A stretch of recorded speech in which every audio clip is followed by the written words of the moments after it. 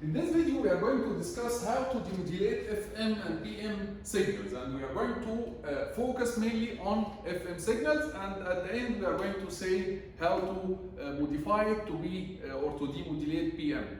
So in order to demodulate FM signals, we need to think together about what is the concept of demodulating FM signals. So we know that FM signals, the frequency is proportional to the signal, our information signal M of t. So in order to demodulate FM signals, we need somehow to design a system that has a frequency response that if omega is equal to omega c, it's going to give you a 0, for example. And if omega is higher than omega c, which means that M of t is positive, then the system is going to give you a positive value. If omega is higher, it's going to give you more positive value.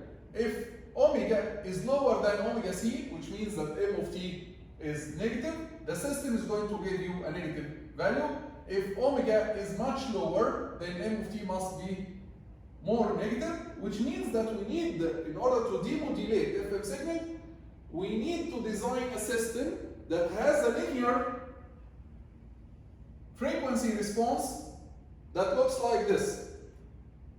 Not necessarily like this, not necessarily that passes through 0, maybe it can be linear and it doesn't pass through 0. But the most important thing is that we need a system, we need to design a system that has a linear frequency response, that has, as omega increases, it's going to give you higher value, higher amplitude, which indicates that M is higher.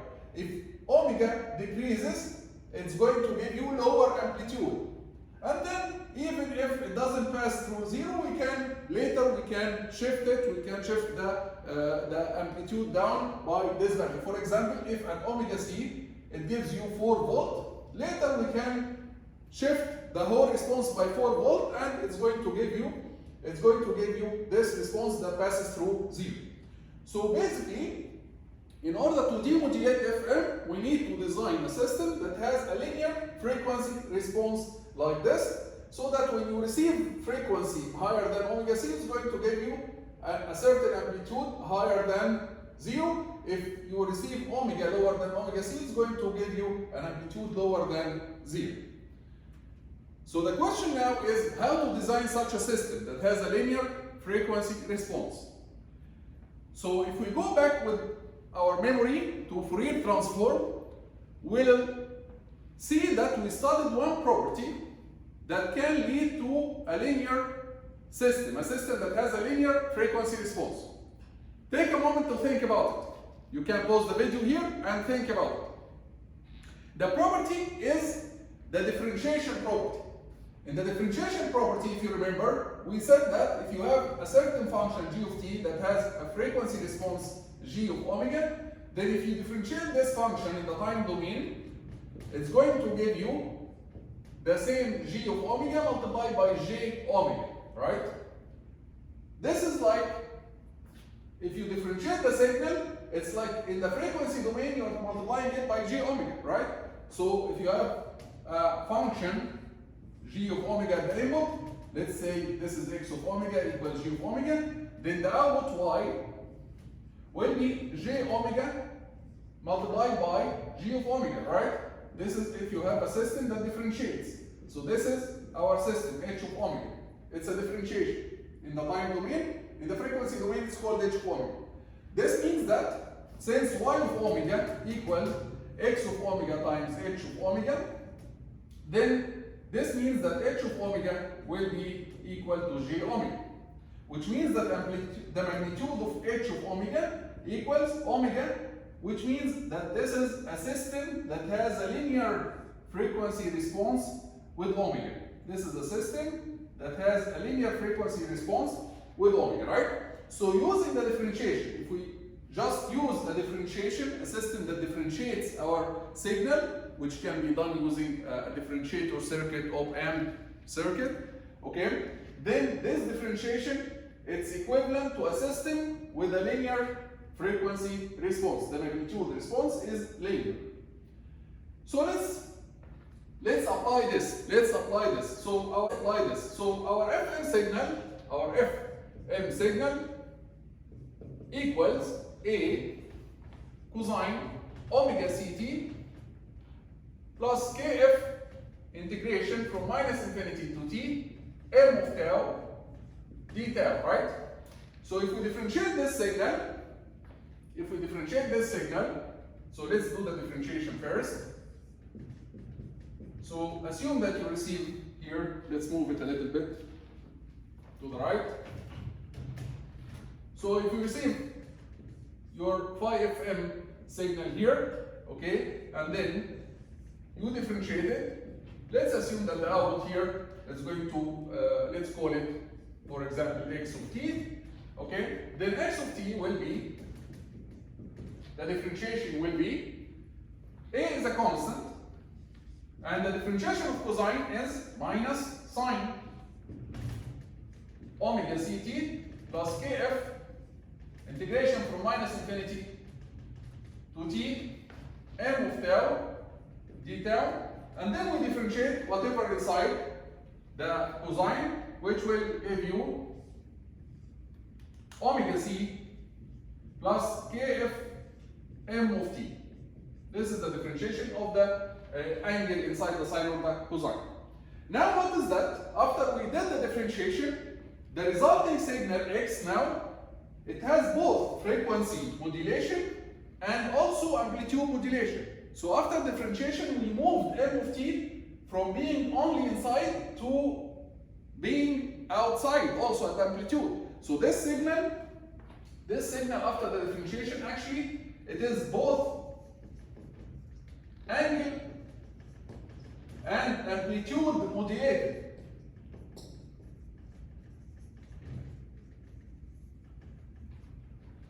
Since it is amplitude modulated now, what we can do is, if we use an envelope detector similar to the one that we used with AM, if we use an envelope detector,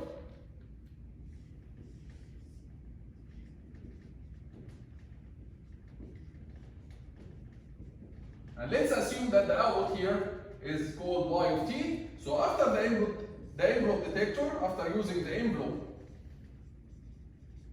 detector, you are going to get y of t, which is what? The envelope detector is going to detect the envelope of the signal. And the envelope is what? The envelope is the positive magnitude of this sign. Even if there is a negative sign here, the negative sign can be considered as part of the phase. And also the envelope detector, even if you have a negative sign here, the envelope detector is going always to detect the positive envelope of your sinusoidal wave. The positive envelope will be A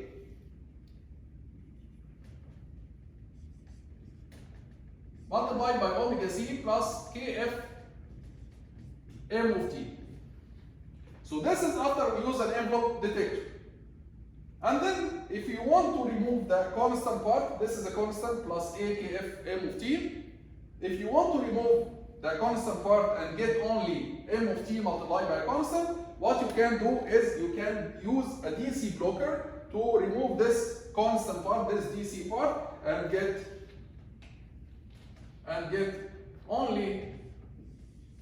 So if you use a DC blocker, you are going to get only. You are going to get here only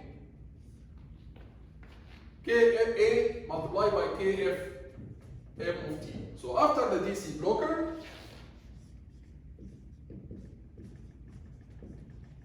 you are going to get the output will be M of t multiplied by A KF, which are both of them are constants. So you are going to get your output signal M of t, and this is the purpose of the demodulation.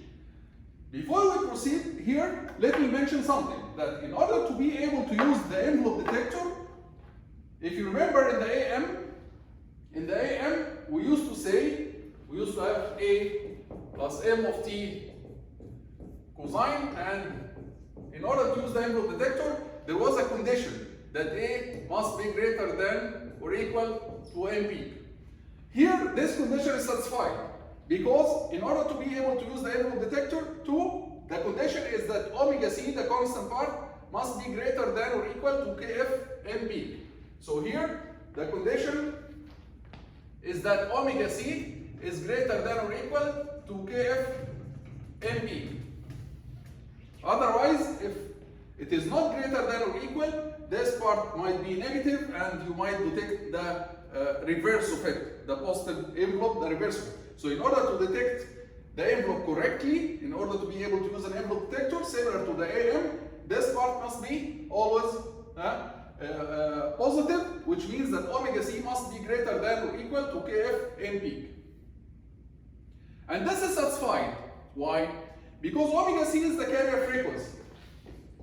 This is the carrier. And kf m peak is delta omega. This is the maximum frequency deviation. We discussed it before. Delta f, it was kf m peak over 2 pi in hertz. This is the same frequency deviation but in radian per second. So this is delta omega, the frequency deviation. And always the frequency deviation is always smaller than the carrier frequency, which means that this condition will be always satisfied. So we can use an envelope detector in order to detect the envelope here correctly without any problem, and then we use a DC blocker to reach to m of t multiplied by a kf. So similar to the AM, the condition that we had in the AM in order to be able to use the envelope detector, we have it here, and it is satisfied because always the carrier frequency will be greater than the maximum frequency deviation. Based on this concept, based on the differentiation, the concept of differentiation, we have three demodulators, three different demodulators. The first demodulator in practice is called the slope detector. The second demodulator is called the ratio detector. And the third demodulator is called balanced discriminator or frequency discriminator.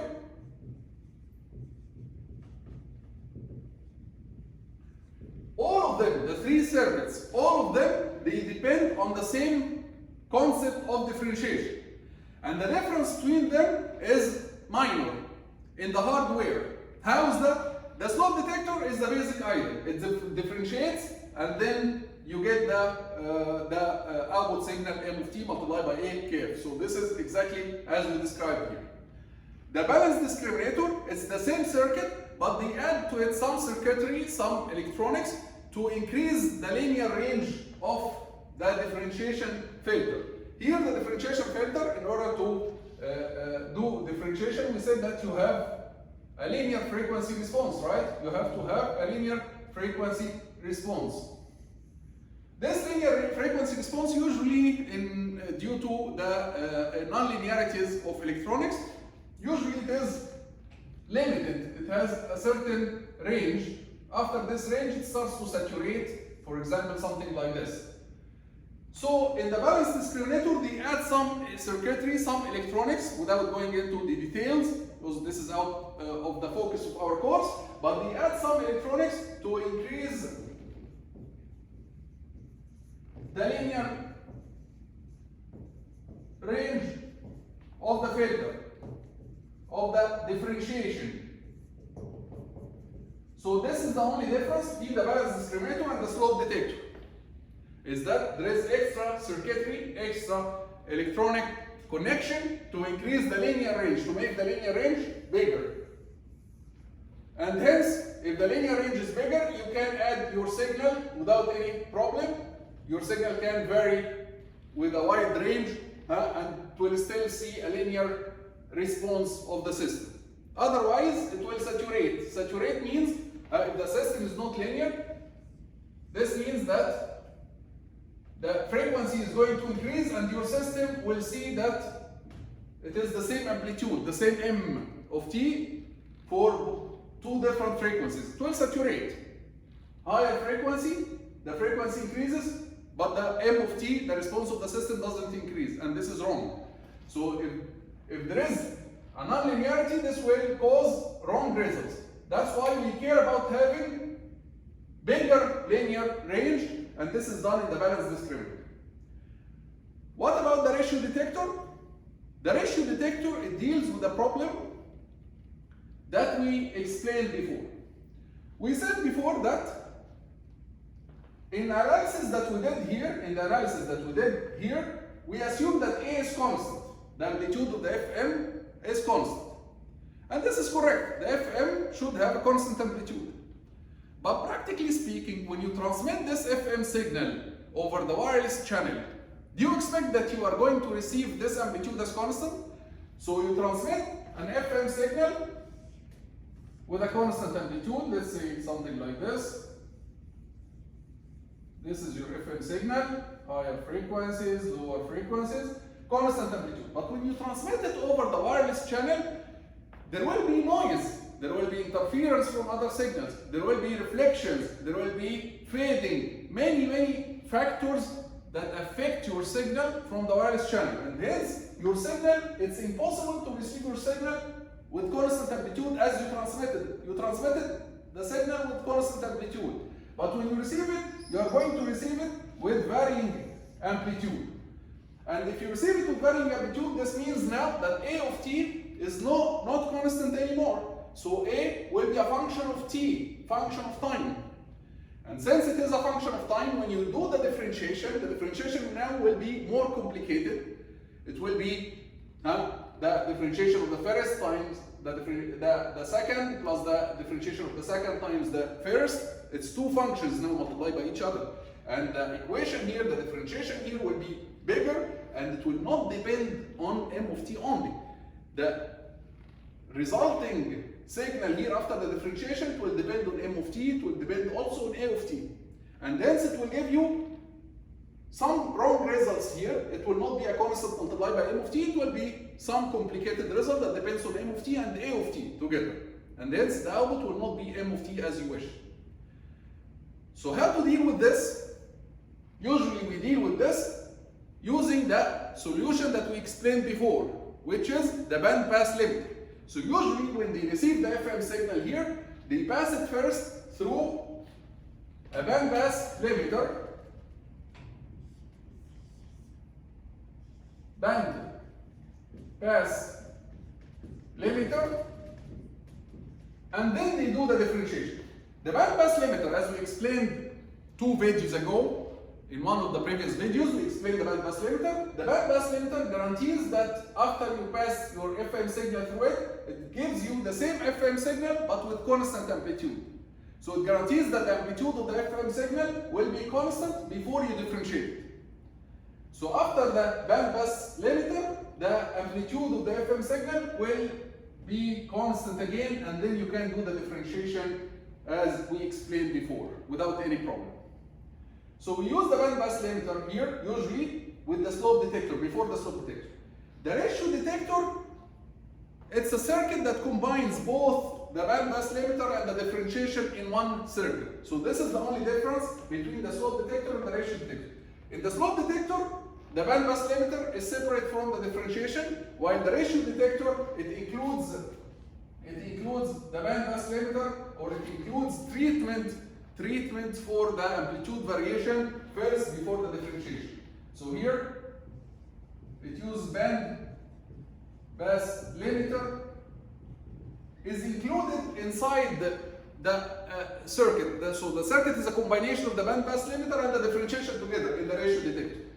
While in the slope detector, they are separate. You have to use band pass limiter first and then the slope detector, which is the differentiation. They are separate. In the ratio detector, they combine both together, the band pass limiter and the differentiation. The balance discriminator, as we explained before, it adds some circuitry to increase the linearity range of your system.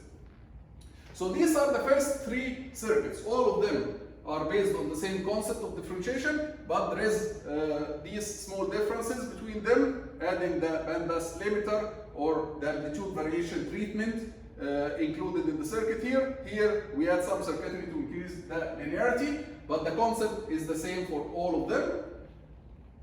We'll stop here in this video, and in the next video we'll discuss 2 other methods to demodulate FM.